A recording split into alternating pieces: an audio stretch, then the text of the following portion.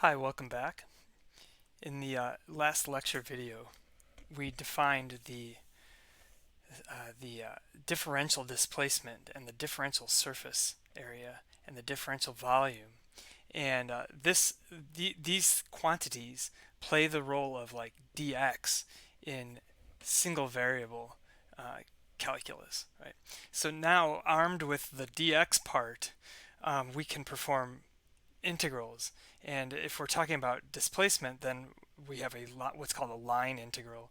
And if we're talking about differential surface area, then we're talking about surface integrals, and then differential volume, we have volume integrals.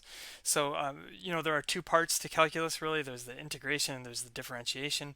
This video is on integration now, vector integration, and we're getting towards the differentiation part. But here we go.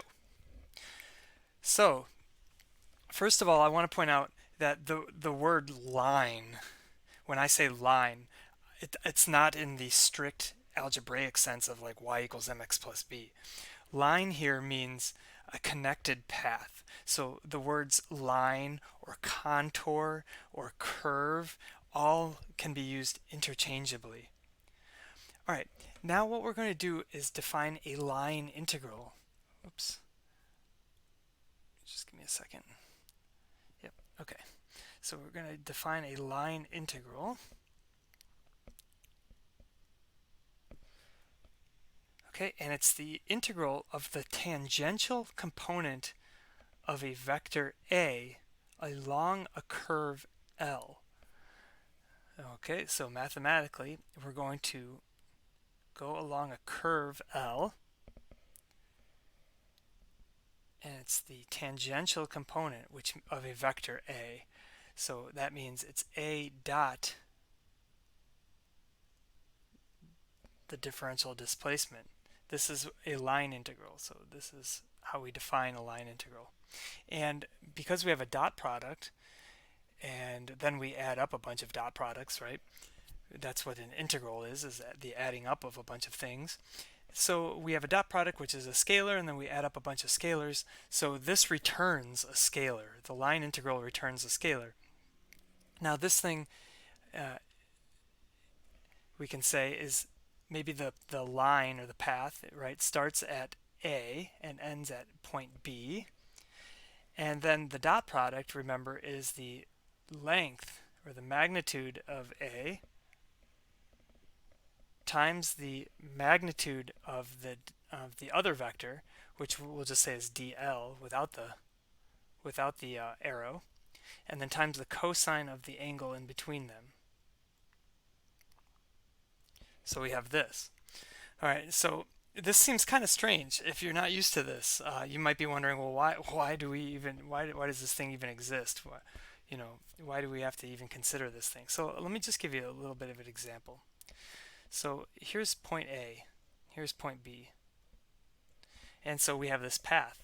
Now this is not the function, right? This is like maybe x is this way and y is this way. So these are our independent variables changing. It's just that we have two independent variables now. So we can make this like two-dimensional thing. And maybe this thing is even three-dimensional. Who knows? But let's say we have this path and we're going from A to B. Okay? And so we're going this way. And then maybe there's this vector. We're doing this in like this vector field. Maybe here's our vector field A. Right? So maybe like we're walking in wind, right?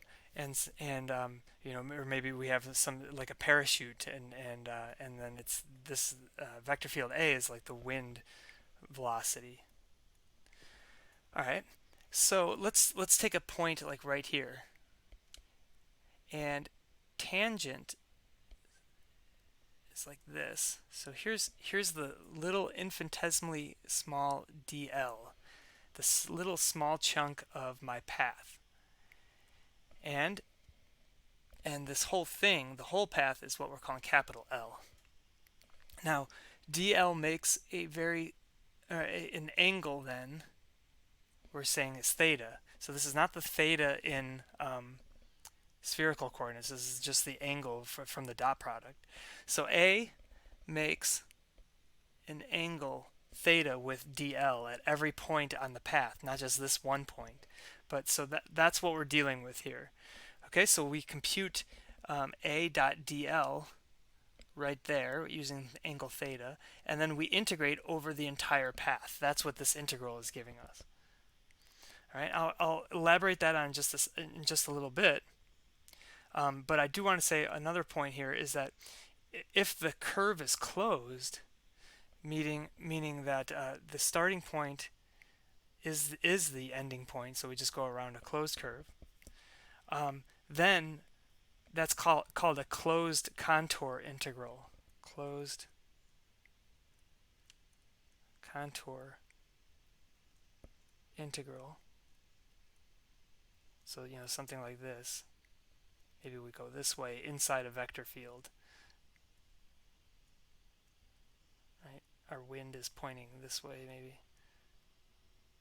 And so in that case, we would write, the notation becomes this. We put this circle over the integration sign. Here's our path L.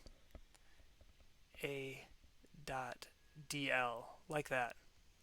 Okay, so that's a closed contour integral, and that's a scalar as well. And this is actually called the circulation. Circulation of A around L. Okay, so this is, by the way, this is not necessarily zero when you do that. In single variable calculus, yes, when you start and end at the same point of your integration, then you get zero. But in multivariable calculus or in vector calculus, that's not always the case.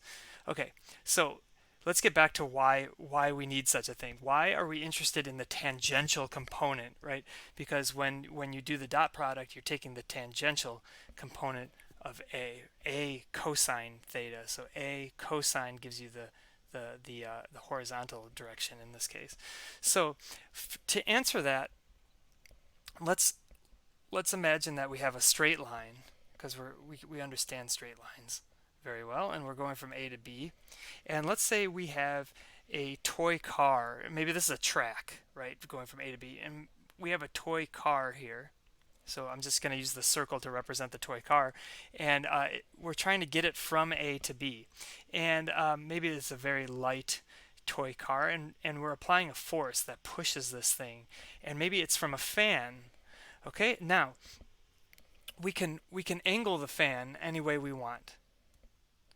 But let's just say we have the fan angled this way, and so this is the force of our fan, and that force, of course, has components. It's got a component that is normal to the path, so we'll call that F sub n, and it's got a component that is parallel, tangential to the path. We'll call that F sub t, like that, for tangential.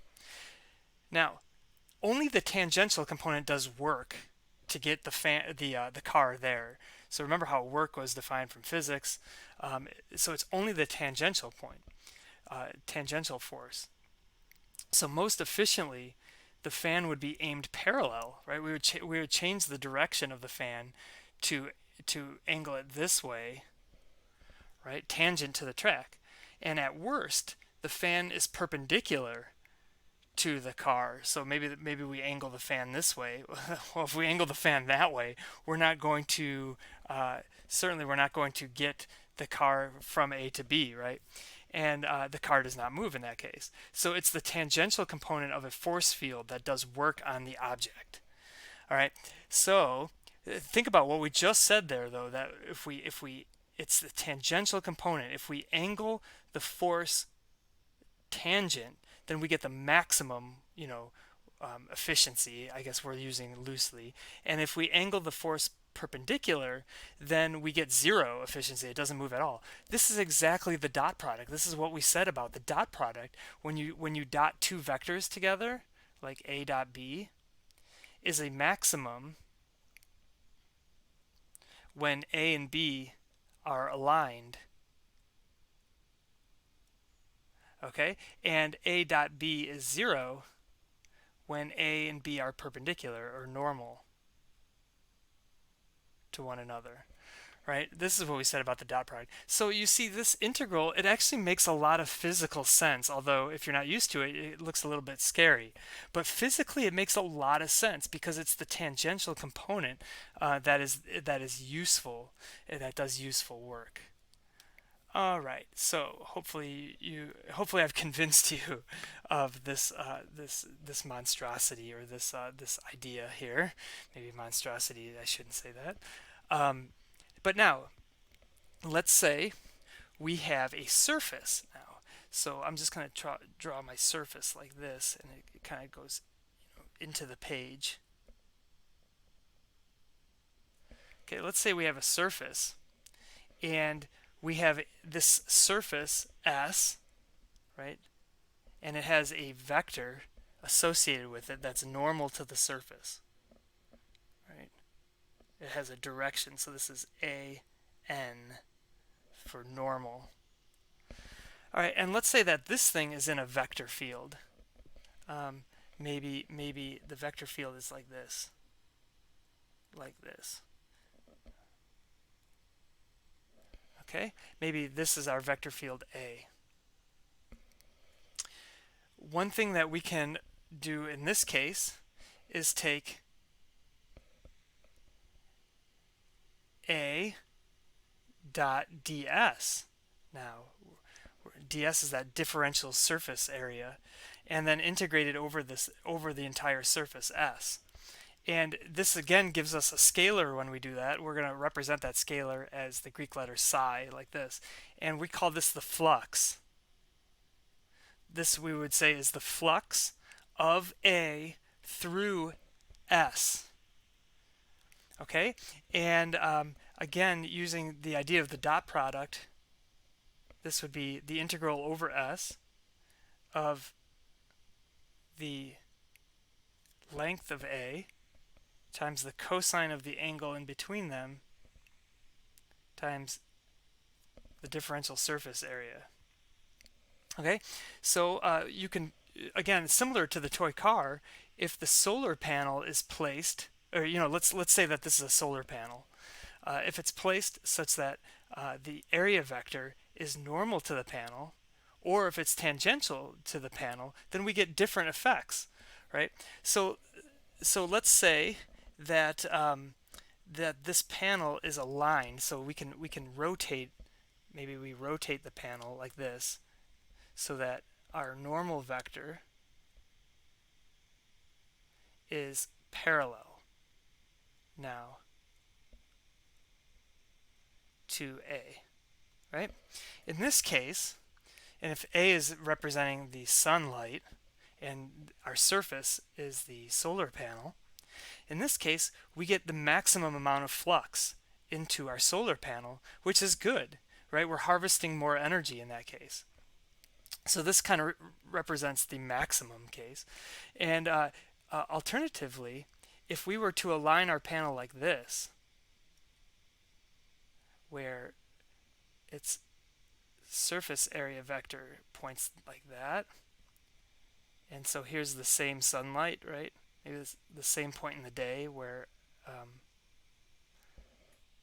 the angle of the sunlight hasn't changed. Here, the solar panel is absorbing no sunlight, or there's no flux. So this is another like extreme case, right?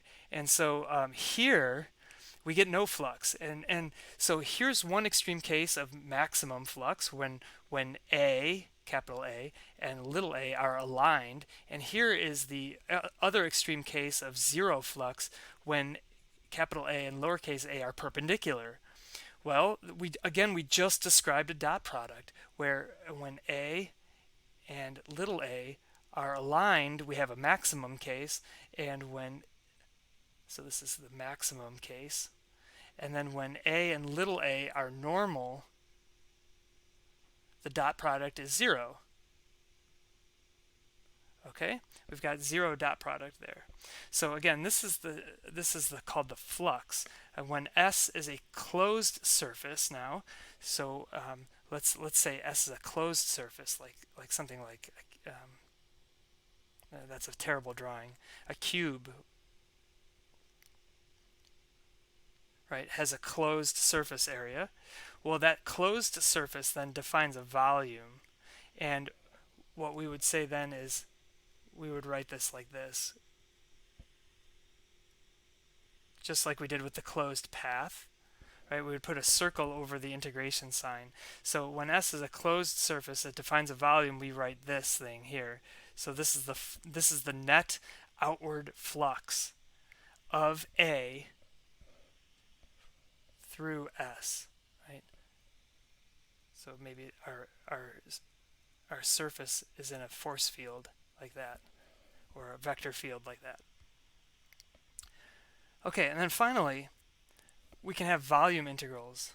So now maybe we have a volume, and we want to compute an integral over this volume. And so we would write something like this. We would say integral over the volume, and we're going to use something rho v like that to represent our function that we're integrating, dv. So this would be a volume integral. And I want to point out that this rho here is not the rho from cylindrical coordinates. This is representing like the function f of x. So yeah, this is similar to the all too familiar integration of f of x over some range of x. The difference is that we have 3 dimensions instead of 1. So in this analogy, v is like x, dv is like dx, and this rho v is like our function f of x. Okay, and so this would be a volume integral.